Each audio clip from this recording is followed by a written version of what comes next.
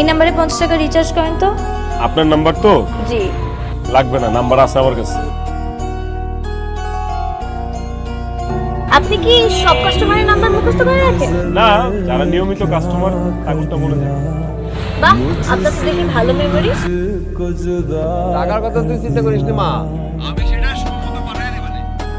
তুই শুধু লেখাপড়া ঠিক মতো কর মা। ঠিক আছে আব্বা, এখন রাখি। আপনি কি মোবাইলের মাধ্যমে টাকা আনতে পারেন? আনি তো। কত টাকা আনছি? 5000 টাকা। হ্যাঁ, সমস্যা নাই। টাকা হাতে কতক্ষণ পরে পাবো? সাথে সাথে এখন পাঠাইলে এখনই দিয়ে দিব। না, এখন পাঠাবে না, কাল পাঠাবে।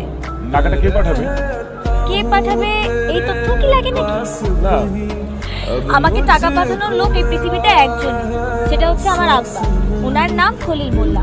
উনি পেশায় একজন রিক্সা চালক আর জন্মসূত্রে উনি বাংলাদেশের নাগরিক। আর কিছু লাগবে?